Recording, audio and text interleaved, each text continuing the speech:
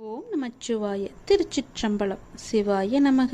சிவசிவாய நமக. நீ கேட்ட உதவியை நான் உனக்கு கொடுக்கப் போகின்றேன். எந்த திசையிலிருந்து வரும் என்று நான் சொல்வதை வைத்து நீ தெரிந்து கொள். ஆனால் அந்த உதவி மூலம் உன்னுடைய வாழ்க்கையே அடியோடு சந்தோஷமாக மாறப்போகிறது. நீ மகிழ்ச்சியான வாழ்க்கையை கேட்டாய் அல்லவா? அந்த உதவியை நீ உதாசீனப்படுத்தாமல் பத்திரமாக வைத்து கொள்ள வேண்டும். உதாசீனப்படுத்தி விடாதே.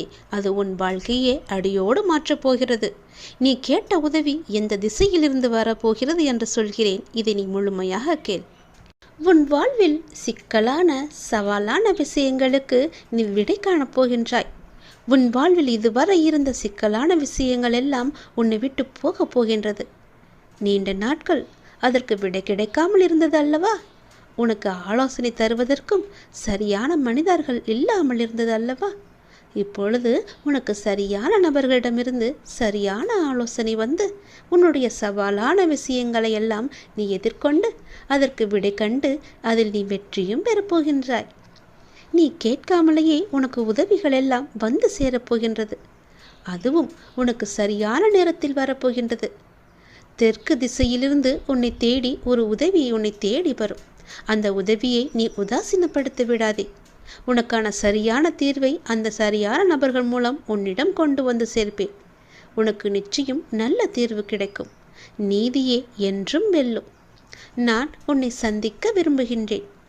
உன்னிடம் பேச விரும்புகின்றேன். ஒவ்வொரு முறையும் நான் உன்னிடம் வருகின்றேன். ஆனால் இந்த முறை நீ என்னை வந்து பார். நீ என்னை ஆலயத்திற்கு வந்து பார் என்று பலமுறை உன்னிடம் நான் கூறிவிட்டேன். உன்னால் நேரம் ஒதுக்க முடியாமல் இருக்கின்றாய். ஏதோ ஒரு வேளையில் சிக்கி கொண்டிருக்கின்றாய். எனக்காக கொஞ்சம் நேரம் ஒதுக்கு. முன்னதாகவே அதற்கான அட்டவணையை தயார் செய். இப்பொழுது இந்த நாளில் நான் என்னுடைய அப்பாவை சென்று தரிசிக்க வேண்டும் என்று நீயே உனக்கான காலத்தை உருவாக்கிக்கொள். அப்பொழுதுதான் முடியும்.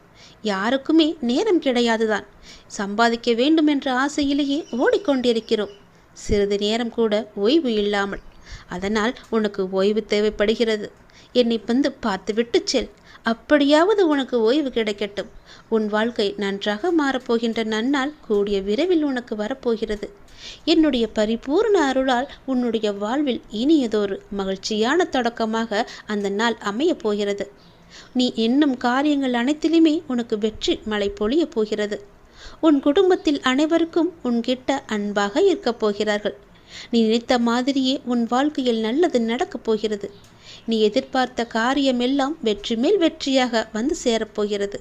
நீ எடுத்த காரியத்தில் நிச்சயம் வெற்றி பெறுவாய். இது என்னுடைய பகவான் வாக்கு என்று நினைத்துக்கொள். கடவுள் வாக்காகவும் எடுத்துக்கொள். தெய்வ வாக்கு என்றும் நினைத்துக்கொள். நீ எப்படி வேண்டுமானாலும் எடுத்துக்கொள். ஆனால் இதுதான் நடக்கும் உனக்கு. நீ ஒவ்வொரு நாளையும் கடப்பது தீயின் மீது நடப்பது போன்று மிக கடினமாக இருப்பது போலவும் உணர்ந்து கொண்டிருக்கின்றாய் அல்லவா? நீ என் ஆலயத்திற்கு வா. எல்லாம் சரியாகும். எத்தனையோ துன்பங்களை கடந்து வந்த நீ இந்த விஷயத்தில் மட்டும் கடக்க முடியாமல் அவதிப்படுவது ஏன்? அப்படி கடக்க வேண்டுமென்றால் நீ என் ஆலயத்தில் வந்து என் காலை தொட்டு நீ வணங்க வேண்டும். நீ என்னுடைய குழந்தை. என் பிள்ளையின் வாழ்க்கை தேங்கி இருக்க நான் அனுமதிக்க மாட்டேன். நதி போல ஓடிக்கொண்டிரு. முடங்கி நிற்காதே. குட்டையாக. இன்னும் சிறிது தூரத்தில் நீ எதிர்பார்த்த அளவுக்கு பல சந்தோஷங்கள் காத்திருக்கிறது. அங்கு நீ வந்து சேர்ந்து விட்டால் போதும். உன் வாழ்க்கை உயர ஆரம்பித்து விடும். எழுந்து நட. உனக்கு துணையாக நான் இருக்கிறேன். நல்லது நடக்கும் உனக்கு. நீ இதுவரை கண்ணீரை மட்டும்தான் உன்னுடைய வாழ்வில் பார்த்திருக்கிறாய். உன் வாழ்க்கையில் என்னுடைய அற்புதத்தையும் அதிசயத்தையும் இப்போது நான் நிகழ்த்தப் போகின்றேன். உன் மனதிலுள்ள ஏகப்பட்ட ரகசியங்கள் எவ்வளவு என்று எனக்கு தெரியும். யாரிடமும் சொல்லாமல் அதை பத்திரமாக உனக்குள்ளே வைத்திருந்தாய் அல்லவா? அது இப்போது இன்று எனக்கு தெரிய வந்துவிட்டது. உன் ரகசியத்தை நான் உடைத்தெறிய போகிறேன். உன் வாழ்க்கையில் இனி கண்ணீர் என்பதே இருக்காது. இந்த முருகன் நான் உனக்கு வாக்கு தருகிறேன். உன் வாழ்க்கையில் நல்லது நடக்கப் போகின்றது. உன் வாழ்வு வளம் பெறும் நேரம் இது. 1000 ஆசைகள் அலைந்து ஓடிக்கொண்டிருக்கும் உன் வாழ்வில் சூறாவளி புயல் போல வந்த துன்பத்தினால் வாழ்வின் நிலை மாறி தவித்து கொண்டிருக்கின்றாய். உன் தளராத மனமும் சிதறாத கவனமும் மாறாத பக்தியால் வாழ்வை பாங்குடன் நடத்தி செல்கின்றாய். உன்னுடைய வாழ்வானது வளம் பெறும் நேரம் நெருங்கிவிட்டது. உன் வாழ்க்கையில் நல்லது நடக்கப் போகிறது. பொறுமைக்குள். என் பெயரைச் சொல்லி போற்றி என்று 108 முறை சொல். உன் வாழ்வில் சிக்கலான சவாலான விஷயங்கள் எல்லாம் ஓடோடிவிடும். உன்னை ரணப்படுத்திய அவமானங்களும் துயரங்களும் நீ வடித்த கண்ணீரும் என்றும் அர்த்தமில்லாமல் போகாது. வாழ்வில் நடைபெறுவது எல்லாம் உனக்கு எதிராகத்தான் இருக்கின்றது. அதற்காக நீ கவலைப்படாதே. அனைவருக்கும் இது போன்று நடப்பது இயல்புதான். எதற்கும் ஒரு முடிவு உண்டு இல்லையா? நல்லவர்கள் என்றும் தோற்பதில்லை. என்னை நம்பியவர்கள் என்றையும் நான் கைவிடுவதும் இல்லை. என் மீதும் என் வார்த்தைகள் மீதும் நம்பிக்கை வை. நீ நம்பிக்கையோடும் பொறுமையோடும் இரு. கஷ்டத்தை சகிக்க பழகு. எதையும் எதிர்த்து நில். உன்னை ஏமாற்றியவர்கள் நினைத்து மனம் தளர வேண்டாம். இவையெல்லாம் இன்னும் சில காலங்களில் ஒரு முடிவுக்கு வரப்போகிறது. உன்னுடைய நிலை மாறப்போகிறது. நான் நிச்சயம் மாற்றி காமிப்பேன். இந்த கஷ்ட காலத்திலிருந்து உன்னை விடுவிக்கவே உன் கர்ம வினைகளோடு நான் போராடி கொண்டிருக்கின்றேன்.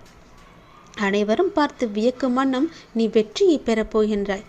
உன்னை தேடி நிச்சயம் நல்வாழ்க்கை வந்து சேரப்போகிறது. பல வெகுமதிகள் உன்னை தேடி வரப்போகிறது. உன்னை சுற்றி உள்ளவர்களுக்கு முன் நீ பட்ட அவமானங்களுக்கும் நீ வடித்த கண்ணீருக்கும் உன்னை அவர்கள் முன்னால் தலை நிமிர்ந்து வாழ வைப்பேன். அவர்கள் உனக்கு செய்த தவறையும் துரோகத்தையும் உணர்ந்து உன்னிடம் வந்து மன்னிப்பு கேட்க வைப்பேன். உன் நிழலாக நீ செல்லும் இடமெல்லாம் உன்னோடு நானும் வந்து கொண்டிருப்பேன். நீ என் பரிபூர்ண ஆசி பெற்று என்னுடைய குழந்தை என்பதை மறந்து விடாதே. நான் வருவேன். நீ எங்கு சென்றாலும் நான் வருவேன் உனக்காக. இதுவரை கண்ணீரை மட்டுமே கண்ட நீ உன் வாழ்க்கையில் பல அற்புதங்களை காணப்போகின்றாய். என்னுடைய அதிசயங்களை உன் வாழ்க்கையில் நான் நிகழ்த்தப் போகின்றேன். இதுவரை இருந்த துன்பங்கள் எல்லாவற்றையும் நான் போக்கப் போகின்றேன். உன் மனதிற்குள்ளே பல ரகசியங்களை போட்டு நீ பூட்டி வைத்திருக்கின்றாய். அது யாருக்கும் தெரியாது என்று நினைத்து கொண்டிருக்கின்றாய். அதே வேளையில் நீ உன் மனதிற்குள் நினைப்பது கூட எனக்கு தெரியும் என்பதை நீ மறந்தும் விட்டாய். அந்த ரகசியம் என்னவென்று நான் அறிவேன். அதற்கான தீர்வையும் நான் உனக்கு கொடுப்பேன். நீ எப்படி எனக்கு தெரியக்கூடாது என்று மறைமுகமாக உன் மனதிற்குள்ளே போட்டு மூடி வைத்திருக்கின்றாயோ அதை போலவே நானும் அதற்கான தீர்வை மூடி மறைமுகமாக உனக்கு தருவேன். யாருக்கும் தெரியாமல் உனக்கான நல்ல தீர்வை நான் தருவேன். உன் வாழ்க்கையில் உள்ள தடங்கல்கள் எல்லாம், தடைப்பட்டு வந்த விஷயங்கள் எல்லாம் இனி நன்றாக நடக்கும்படி நான் மாற்றி காமிக்கின்றேன். தடைப்பட்ட விஷயங்கள் எல்லாம் இனி நன்றாகவே செல்லும். உன் வாழ்க்கையில் உள்ள பிரச்சனைகள் எல்லாம் தீர்ந்துவிடும். கவலைப்படாதே. உன் அப்பா நான் இருக்கிறேன். உன் வாழ்க்கையை நல்லபடியாக மாற்றி காமிக்கின்றேன். உன்னுடைய வாழ்க்கை பாதி முடிந்து விட்டது. அதில் நீ இப்படியே துன்பமாக கழித்து கொண்டிருக்கின்ற எண்ணம் உனக்குள்ளே வந்துவிட்டது. அதுதான் கிடையாது. இனி அடுத்த கட்டம் மிக மகிழ்ச்சியாக இருக்கப் போகிறது. ஏனென்றால் உன் வாழ்வின் 2ஆம் கட்டத்தை நீ நெருங்கிவிட்டாய். அது சந்தோஷமாக நீ நினைத்தபடியே உன் ஆசைப்பட்ட மாதிரியே நீ இருக்கப் போகிறது. உன் வாழ்க்கையை நீ ஆசைப்பட்ட மாதிரி வாழப்போகின்றாய். நீ எதிர்பார்த்தது போலவே அந்த வாழ்க்கை உனக்கு அமையப் போகின்றது. உன் வாழ்வின் அடுத்த கட்டம் ஆரம்பித்து விட்டது. என்னால் உனக்கு எல்லாமே நல்லதாக அமைக்கும்படி நான் அதை உனக்கு மாற்றி அமைத்திருக்கின்றேன். இது உனக்கு பல நல்ல நல்ல அறிகுறிகளையெல்லாம் தந்து உன் வாழ்வை உனக்கு உச்சத்தை தொடும்படி அதை நான் அமைத்து வைத்திருக்கின்றேன். நிச்சயம் உன் வாழ்க்கை ஓஹோ என்று இருக்கும். உன்னுடைய கர்மக்களை எல்லாம் குறைத்து கொள்ள வேண்டும் என்று ஆசைப்பட்டால் அதற்கு ஒரே வழி, அதை நீ தைரியமாக அனுபவிப்பது மட்டுமே. நீங்கள் எப்போதும் என்னை நினைத்து கொண்டு என் மீது நம்பிக்கை கொண்டிருந்தால் அதை அனுபவிக்கும் சக்தியை நான் உனக்கு கொடுக்கின்றேன். அது துன்பம் என்ற எண்ணம் உன்னில் ஏற்படாதவாறு நான் செய்கின்றேன். உன் வாழ்வில் நல்லது நடக்க நான் அருள் புரிகின்றேன். பொறாமை என்கின்ற வேண்டாத குணத்தை பொறுத்தவரை நமக்கு எந்த ஒரு லாபமோ நஷ்டமோ கிடையாது. பொறாமை என்பது இன்னொருவருக்கு கிட்டியிருக்கும் லாபம். வளம் கண்டு தாளாமை. வேறு ஒருவருக்கு செல்வாக்கோ புகழோ கிட்டிவிட்டால் அது நம்மை எந்த வகையில் பாதிக்கப் போகின்றது? அது எதுக்கும் நமக்கு பாதிப்பு அடையாதல்லவா? நஷ்டமாக இருந்தாலும் அவரையே சேரும், செல்வமாக இருந்தாலும் அவரையே சேரும். வேறு ஒரு அதிர்ஷ்டம் கிடைத்துவிட்டால் அதனால் நமக்கு என்ன பயன் கிடைக்கப் போகுது என்று அதை அப்படியே விட்டுவிடு. அதை சகித்து கொள்ள முடியாமல் அவதூறாக பேசிக்கொண்டிருக்காதே. அவருக்கு நஷ்டம் ஏற்பட்டு விட்டால் நாம் தான் மகிழ்ச்சி அடைவோம். இது நல்லதா? அந்த மனிதன் பலம் பெற்றால் நமக்கு என்ன? நஷ்டம் ஏற்பட்டு விட்டது என்றால் அதனால் நமக்கு என்ன? ஆனால் ஜனங்கள் இப்படி சிந்திப்பதில்லை. அவனுக்கு நலம் கிட்டினால் நாமும் மகிழ்வோமே என்று எண்ண வேண்டும். நமக்கும் நலம் கிட்டியது என்று நாமும் பெறுவோம் என்றும் முயற்சி செய்து கொண்டிருப்போம் என்றும் நேர்மறையாக சிந்திக்க வேண்டும். நாமும் பாக்கியசாலிகள் எண்ண வேண்டும். அதே நலமும் நாமும் பெறுவோம் என்று முயற்சி செய்து பார். அதுவே உன்னுடைய விருப்பமாக மாறி நிச்சயம் நீயும் வெற்றி பெறுவாய். நம்மிடமிருந்து அவன் எதையுமே நம்மிடமிருந்து எடுத்துச் செல்லவில்லையே. அப்படி இருக்கும்போது அவனுக்கு கொடுப்பதை வைத்து நாம் ஏன் பொறாமைப்பட வேண்டும்? பொறாமை எண்ணத்தை விட்டுவிடு. கர்மாவின் பலனாக அவன் வளம் பெற்றான். அப்படி இருக்க அதை கண்டு நாம் ஏன் பொறாமைப்பட வேண்டும்? அந்த பொறாமை என்கிற குணத்தை விட்டால் மட்டுமே உன்னுடைய கர்மாக்கள் குறைத்து கொள்ள அதுவே சிறந்த வழியாக இருக்கும். பொறாமை என்பது நீ தெரிந்து செய்வதில்லை, உன்னை அறியாமலேயே அது வந்து விடுகிறது. அவன் ஏதோ ஒரு நல்ல விதத்தில் வாழ்ந்துவிட்டால் போதும். ஒரு சிரிப்பு சிரித்தால் கூட அது உன் மனதிற்கு ஏதோ ஒரு நெடுலாக தோன்றிக்கொண்டிருக்கும். அது நீ அறிந்து செய்யவில்லை, அறியாமல் செய்ததுதான் என்று சொல்கிறேன். நிச்சயம் உன் வாழ்க்கை மாறுவதற்கு நான் துணை இருக்கிறேன். என்னுடைய நாமத்தை சொல்லி அந்த பொறாமை என்கிற வேண்டாத குணத்தை எல்லாம் வெட்டி தூக்கி எறிந்துவிடு. நீ எதை வேண்டி என்னிடம் வந்தாயோ அது வரும். அதுவும் சித்திரை மாதம் முடிவதற்குள் அது உன்னை வந்து சேரும். மகிழ்ச்சியாகவே இருப்பாய். ஏனென்றால் உன் வாழ்வில் அடுத்த கட்டம் ஆரம்பமாகிவிட்டது. உனக்கு இப்போது நன்றாக புரிந்திருக்கும். இதுவரை கடினமாக இருந்த உன்னுடைய முதல் பாகம் இப்போது மகிழ்ச்சியான இரண்டாம் பாகமாக மாறுவதற்கான அறிகுறிகள் எல்லாம் உன் கண்ணில் தென்பட்டிருக்கும். அதை நீயும் உணர்ந்திருப்பாய். அப்படி நீ உணரவில்லை என்றால் நீ வரும் நாட்களில் நிச்சயம் உணர்வாய். உன் வாழ்வின் அடுத்த கட்டம் மிக மகிழ்ச்சியாகவே உனக்கு பிடித்த மாதிரியே செல்லும். எப்படி இருக்குமோ என்ற பயமெல்லாம் வேண்டாம். நீ நினைத்த மாதிரியே உன் வாழ்க்கையின் அடுத்த கட்டம் ஆரம்பித்து விட்டது. சந்தோஷமாகவே அதை பெற்றுக்கொள். நல்லது உன் வாழ்வில் நடக்கும். இதை நீ உடனே கேட்பதால் உன்னுடைய எதிர்கால வாழ்க்கை மிக சிறப்பாக மாறுவதற்கான முதல் அறிகுறியை நீ பெறுவாய். அதை நீ சந்தோஷமாக கேட்க வேண்டும். உனக்கு என்ன தேவையோ அது உன்னை தேடி வரும். உடனே கேள், எல்லாமே சரியாகும். உன்னுடைய எப்பேற்பட்ட பிரச்சனையும் உடனே தீர்ந்துவிடும். ஓம் சரவண பவ என்று சொல்லி மனதார என்னை கூப்பிட்டு கண்மூடி இதை கேள். நிச்சயம் உன் எதிர்கால வாழ்க்கை மிக சிறப்பாக இருக்கும். ஒவ்வொரு நொடியும் நீ மகிழ்ச்சியுடன் வாழ்வதற்கு நான் உனக்கு உத்தரவாதம் தருகிறேன். நீ என் மீது எந்த அளவுக்கு நம்பிக்கை வைத்திருக்கிறாய் என்பது எனக்கு தெரியும். அந்த நம்பிக்கைக்கேற்ற பலன் உன்னை தேடி வந்து கொண்டிருக்கிறது. அந்த அளவிற்கு உன்னுடைய வாழ்க்கையில் உள்ள தடைகள் எல்லாம் நீக்கப்பட்டு விட்டன. சிலவற்றை நீயே உணர்ந்திருப்பாய். உனக்காக சில விஷயங்கள் மாற்றப்பட்டு இருப்பதையும் உன்னால் காண முடியுமல்லவா? நடந்ததா நடக்கவில்லையா என்று நீயே யோசித்துப்பார். அப்படியென்றால் நீ என் மீது எவ்வளவு நம்பிக்கை வைத்திருக்கிறாய் என்று நீயே கேட்டுப்பார். உன்னை நீயே. இதற்கு எல்லாம் காரணம் நீ என் மீது வைத்திருக்க முழு நம்பிக்கை மட்டும்தான். பல தடைகளாக இருந்தவைகள் எல்லாம் உன் முன்னால் நீங்க போகிறது. உன் வாழ்க்கை பயணம் அழகாக இருக்கப் போகிறது. உன்னுடைய வாழ்க்கை பயணம் மிக வேகம் எடுக்கப் போகிறது. உந்து சக்தியுடன் அதிவேகத்தில் சென்று கொண்டிருக்கும் உன் வாழ்க்கை மிக வேகமாக வளர்ந்து உன் வாழ்க்கை நல்லபடியாக அமையப் போகின்றது. நீ எதிர்பார்த்தது போலவே உன் எதிர்காலம் மிக அருமையானதாக இருக்கும். நீ பிரார்த்திக்கும் அனைவரையும் நான் உனக்காக வாழ வைப்பேன். நீ என் ஆத்மார்த்தமாக என்னிடம் பிரார்த்தித்து கொண்டிருக்கின்றாய். உனக்காக மட்டுமல்ல, சுயநலம் இல்லாத நீ உன் வாழ்க்கையில் எப்பொழுதும் பொதுநலத்துடன் இருந்து கொண்டு மற்றவர்களுக்காகவும் வேண்டிக் கொண்டிருக்கிறாய். மற்றவர்களுக்காக உன் மனம் ஏங்கிக் கொண்டிருக்கிறது. அவர்களும் நன்றாக இருக்க வேண்டும் என்று என்னிடம் பிரார்த்தித்து கொண்டிருக்கின்றாய் அல்லவா? அப்படி இருக்கும் முன்னே நான் எப்படி ஆசி வழங்காமல் இருப்பேன்? உன் மனமானது இப்பொழுது சந்தோஷத்தில் துள்ளி குதிக்கப் போகிறது. உன் வாழ்க்கை பிரகாசமாக இருக்கும். ஒருவர் கஷ்டத்தில் இருக்கும்போது மனதார இவர்கள் நன்றாக இருக்க வேண்டும், உன் மனதிற்கும் உன் வாழ்விற்கும் எந்த குறையும் இல்லாமல் நீண்ட ஆயுள் நீ வாழவாய் என்று நான் உனக்கு ஆசி வழங்குகிறேன். உன் எதிர்காலம் மிக அருமையாகவே இருக்கும். உனக்கு கிடைக்க வேண்டிய ஒவ்வொன்றையும் உனக்கு தவறாமல் கிடைக்க நான் உனக்கு பல முறை வழிகாட்டியிருக்கிறேன். அதை நீ உணர்ந்தாயா இல்லையா? ஆனாலும் சில நேரம் உன்னுடைய அவசர கதியால் அதை பெற என்னென்னவோ செய்து பார்த்து கிடைக்காமல் உன் சக்தியையும் ஆற்றலையும் நீ இழந்து தவித்து கொண்டிருக்கிறாய். ஒவ்வொரு நொடியையும் எப்படி மகிழ்ச்சியோடு வாழ்வது என்பதை அறிந்து நீ மகிழ்ச்சியாக வாழ முயற்சி செய். உனக்கு தேவையானது உன்னை தேடி சரியான நேரத்தில் உன் இருக்கும் திசை தேடி உன்னை வரும். கவலையே படாதே. உனக்கானது உன்னிடத்தில் வந்து கேட்பது என்னுடைய பொறுப்பு. நீ என்னிடம் மலர்களை கேட்டாய், ஞாபகம் இருக்கிறதா? அந்த மலர்களுக்கு பதிலாக அந்த மலர் வனத்தையே உனக்கு தந்துவிட்டேன். நீ தண்ணீர் கேட்டாய், அதற்கு பதிலாக அமுதத்தை உனக்கு தந்தேன். அதை நீயும் பருகினாய்.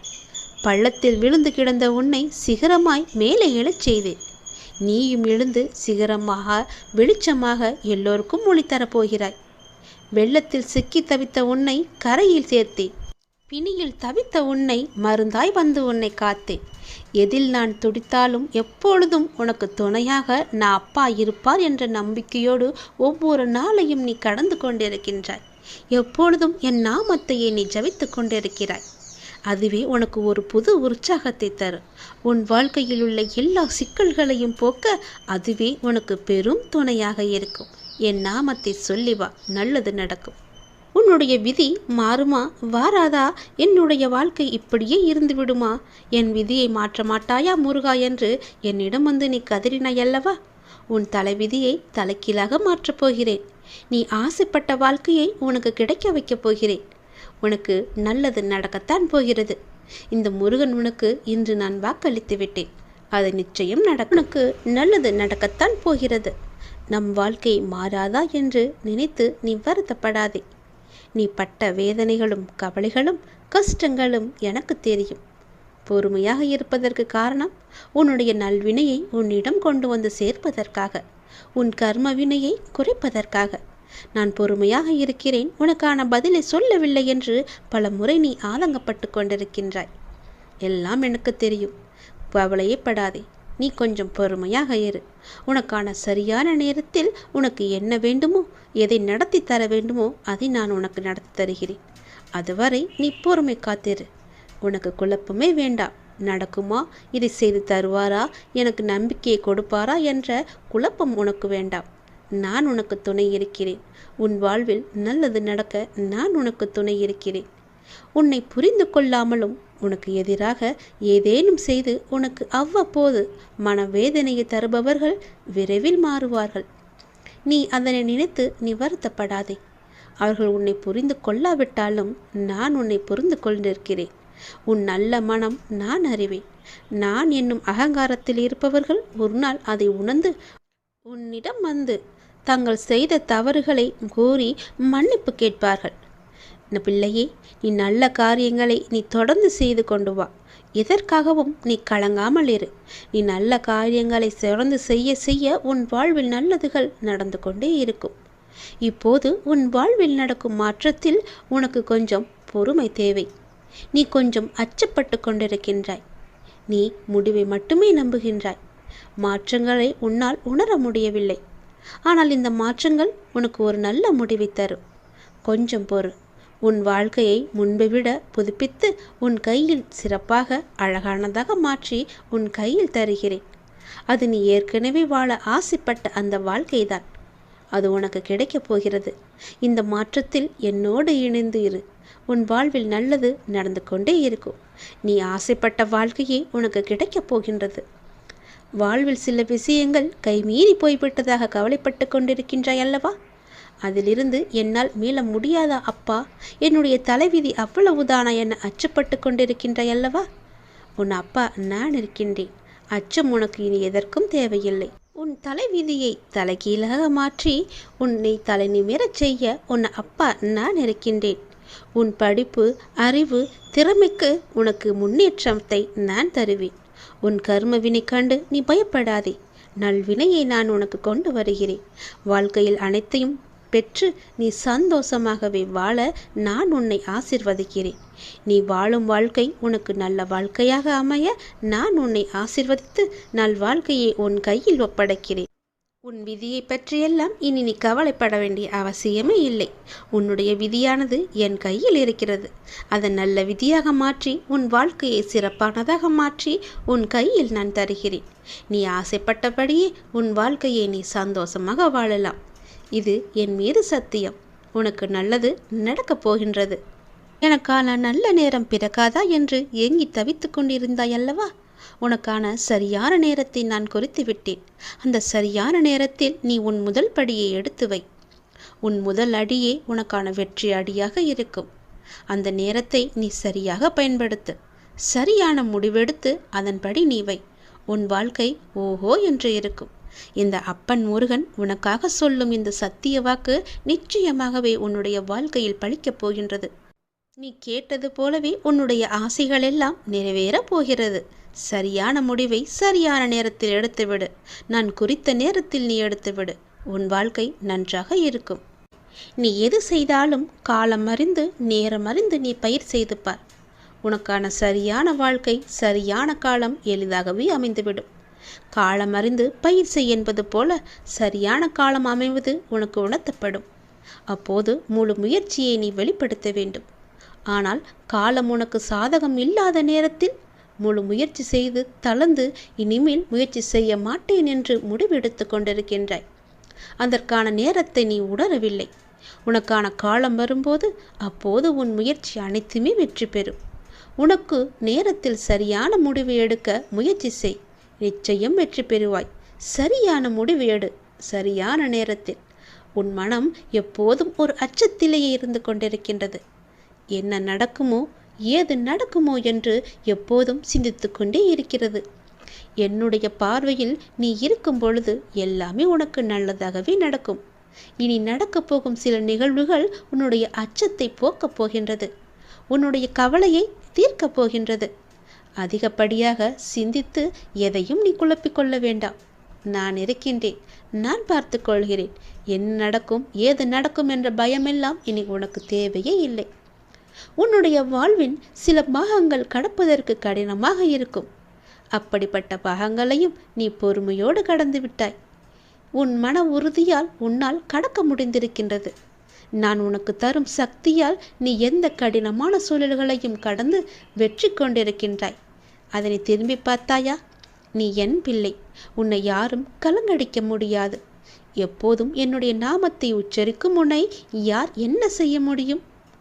நீ இன்னும் கூடுதல் சக்தி பெற்று இந்த வாழ்வை நீ எளிதாக உன்னுடைய தடங்கள் எதுவும் இல்லாமல் நீ வாழப்போகின்றாய். அதற்கு நானும் உனக்கு ஆசி வழங்கப் போகின்றேன். என்னுடைய முழு கடமையையும் உன் வாழ்க்கைக்காக நான் ஒப்படைத்து விட்டேன். துன்பங்கள் உன்னை தொந்தரவு செய்யும். அதையெல்லாம் நீ கவலைப்படாதே. வாழ்க்கை என்பது இன்பம் துன்பம் இரண்டும் கலந்ததுதான். அதனால் அந்த துன்பத்தை கண்டு பெரிதாக எண்ணி உன் வாழ்க்கையை நீ வீணடித்து விடாதே. அதே நேரம் உன்னுடைய மனபாரம் குறையும் வரை விடாமல் என்னுடைய நாமத்தை நீ ஜபித்து கொண்டே இரு. உன்னுடைய கண்ணீரெல்லாம் பலன் தராது. ஆனால் இந்த மந்திர ஜபம் நிச்சயம் உனக்கான நல்ல பலனை தரும். மந்திரத்தை நீ சொல்ல சொல்ல, என்னுடைய நாமத்தை நீ சொல்ல சொல்ல உன்னுடைய தீய சக்திகள் எல்லாம் உன்னிடமிருந்து விலகி என்னுடைய நல்ல சக்திகள் உன்னை ஆக்கிரமிப்பதை நீ உணர்வாய். எதிர்மறையெல்லாம் உன்னை விட்டு அகன்று ஓடிவிடும். நேர்மறை உன்னை சுற்றி எப்பொழுதும் ஆக்கிரமித்து கொள்ளும். எதிர்மறையை உனக்குள்ளே எப்போதும் அண்டவிடாது. உன்னுடைய துன்பங்களால் உன்னை ஒன்றும் செய்ய முடியாமல் போகும். அது வேறு ஒரு நபரை தேடி சென்று கொண்டே இருக்கும். ஏற்கனவே நான் சொல்லிவிட்டேன், உன்னுடைய துன்பமானது இன்னொரு நபரை தேடி சென்று விட்டது என்று. இந்த நொடியும் சொல்கிறேன், உன்னுடைய துன்பத்தை உன்னிடமிருந்து தூர உரத்த வேண்டுமென்றால், அது வேறொரு நபரை தேடி செல்லவென்றால், உன் மனதை நீ எப்பொழுதும் மகிழ்ச்சியாக வைத்துக்கொள்ள வேண்டும், சந்தோஷமாக வைத்துக்கொள்ள வேண்டும். அந்த துன்பமே உன்னை பார்த்து பயந்து ஓடும்படி நீ வைத்துக்கொள். உன் வாழ்க்கை நன்றாக இருக்கும்.